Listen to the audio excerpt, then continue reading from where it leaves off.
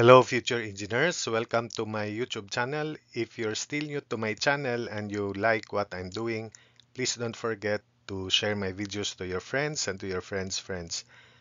To your younger brothers and sisters who would want to take up engineering in the future, and to your relatives. That's one way you can keep me going, inspired and refreshed. Now, if you find my videos interesting and important to your studies, also please don't forget to subscribe. Hello future engineers, here is another video in calculus on evaluating limits. I hope that slowly but surely you will gain confidence in evaluating limits and it will enhance your skills in mathematics, improve your analysis also, although this is purely evaluation on limits, so that you can also recall trigonometric identities and formulas, techniques of factoring and techniques of transforming an equation into an equivalent equation. So evaluate the limits. There are 9 exercises in this video. If you want to anticipate the solution, if you can answer them with confidence, then you can do it by pausing the video and evaluate the limits by yourselves. So for number 1, this is obviously equal to 1 by the formula, but let's transform it into its form. So let us denote x as alpha square, and as alpha approaches 0, x approaches 0 square or 0 also, so that the function becomes sine of x over x, limit of sine of x over x as x approaches 0, because as alpha approaches 0, x also approaches 0. So limit of sine alpha square over alpha square as alpha approaches 0 is also limit of sine x over x as x approaches 0. So the limit of this function is equal to 1. That is already proven, and that is a formula also. So that is equal to 1. For number 2, we make this alpha square, but we have to introduce alpha also and divide it by the same alpha. So limit of sine alpha square over alpha as alpha approaches 0 is limit of alpha sine of alpha square over alpha square. So take note that I introduce alpha here and we make the denominator alpha square, which is the same as the original, so that this is the limit of this expression from exercise 1 is equal to 1. So this is alpha times limit of alpha square over sine of alpha square over alpha square as alpha approaches 0, which is 1 from exercise 1. So therefore, the limit of the expression is equal to alpha. So again, this is equal to 1, limit of this expression as alpha approaches 0. So leaving alpha as the final answer.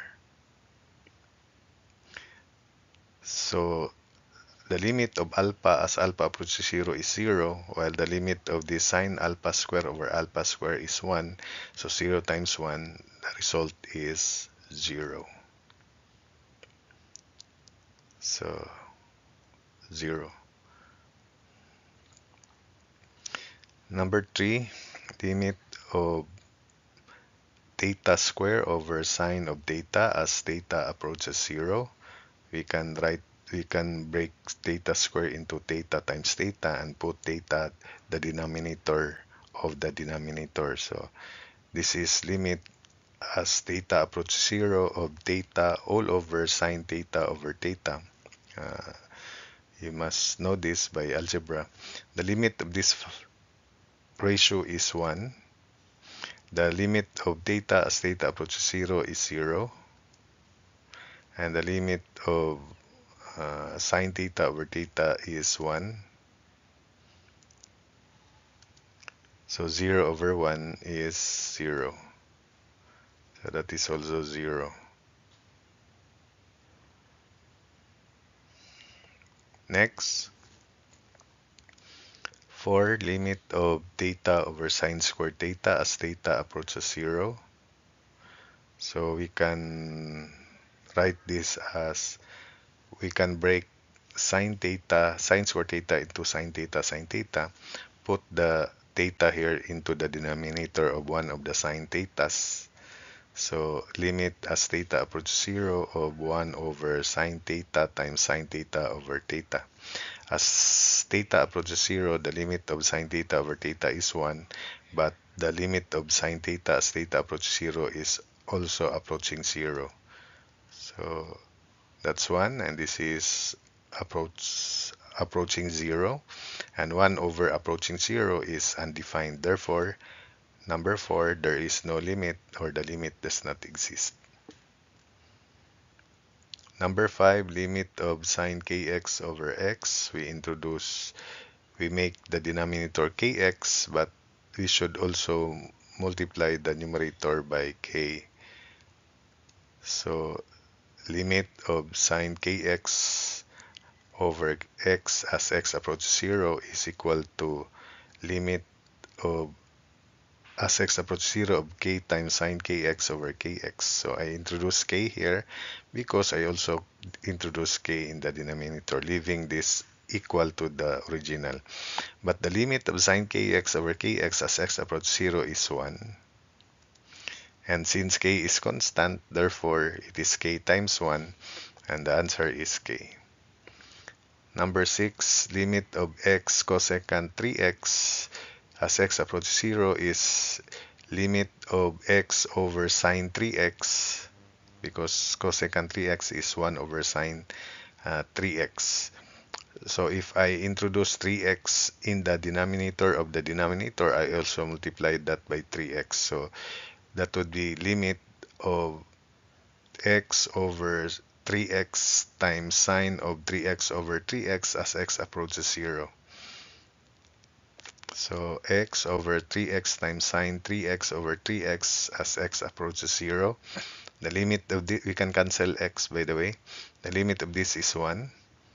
So that would be limit as x approaches 0 of 1 over 3, then limit of 1 over sine 3x over 3x. The limit of this as x approaches 0 is 1 by formula, and therefore 1/3 is constant. 1/3 times 1/3 over 1 is still 1/3, so the limit is 1/3. Number 7, limit of sine ax over tangent bx as x approaches 0. So we introduce ax and make this sine ax over ax. In the denominator, we introduce bx and make this tangent bx over bx, or we make tangent into sine bx over cosine bx, but we introduce bx also. So limit as x approaches 0 of ax sine ax over ax all over bx times sine bx over bx times 1 over cosine bx. So take note that I introduce bx here because I also introduce bx here, and tangent bx is sine bx over cosine bx. So this denominator here, transformed denominator, is the same as the original. Take note, you can cancel bx, and sine bx over cosine bx is tangent bx. We can cancel x, this x here, and the limit of sine ax over ax as x approaches 0 is 1 by formula. This is also equal to 1 by formula. And the limit of cosine bx as x approaches 0 is cosine of almost 0, which is 1. So therefore, because we can cancel x, a over b times 1 over 1 times 1. So the result is a over b.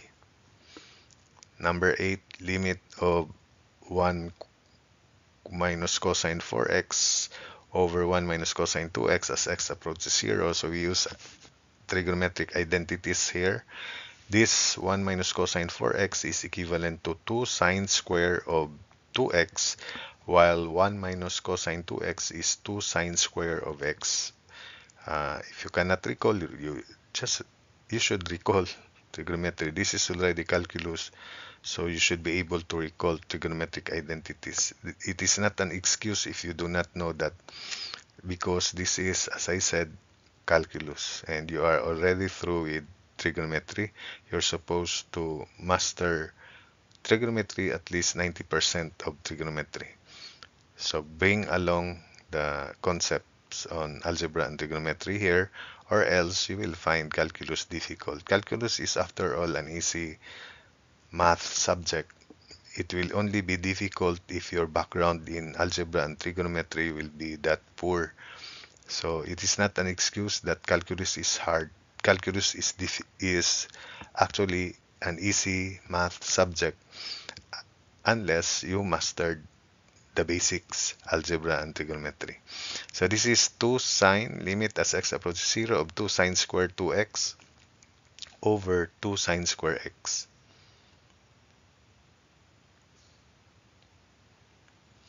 And again, 2 sine of 2x, the formula is 2 sine x cosine x. So again, it's not an excuse. So limit as x approaches 0 of 2 quantity 2 sine, so sine square 2x over sine square x, we cancel 2 first, so let's not make it fast. Then sine 2x identity is 2 sine x cosine x. So this is quantity 2 sine x cosine x square, because that's sine square. And the denominator, we just leave it as sine square x. So 2 sine x cosine x quantity square over sine square x. Then this becomes limit as x approaches 0 of 4 sine square x cosine square x divided by sine square x. So we can cancel sine square x, and this simplifies to limit as x approaches 0 of 4 cosine square x. So it is no longer an indeterminate form, because as x approaches 0, cosine of x, limit of cosine x as x approaches 0 is 1. So that would be 1 square. 4 times 1 square is 4. So the limit is 4. Then finally, number 9, limit of quantity 2y minus pi over cosine of y as y approaches pi over 2.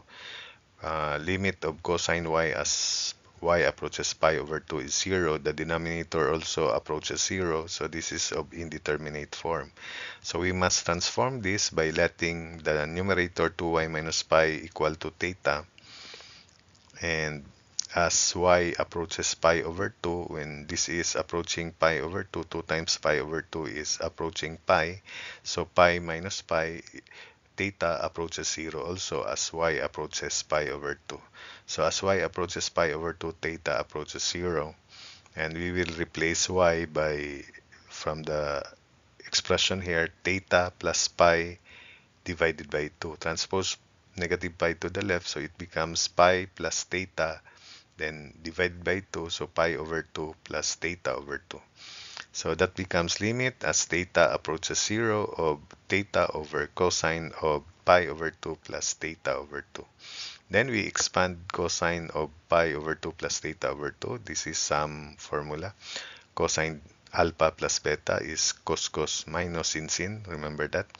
So this is equal to limit as theta approaches 0 of theta over cosine pi over 2, cosine of theta over 2, minus sine of pi over 2, sine of theta over 2. And cosine of pi over 2 is 0, so the whole term here is 0. Sine of pi over 2 is 1, so this is negative 1 sine theta over 2. So this reduces to limit as theta approaches 0 of theta over negative sine of theta over 2.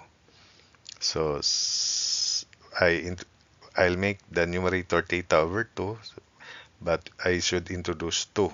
So that becomes limit of negative 2 theta over 2 over sine of theta over 2. So limit as theta approaches 0 of negative 2 times theta over 2 over sine of theta over 2.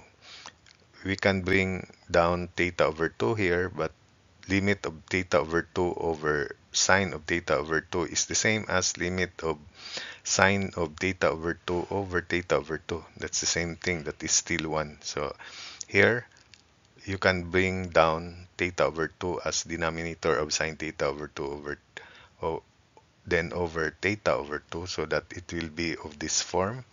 But even so, if you have limit as x approach 0, if it is the reciprocal x over sine of x, that is still 1.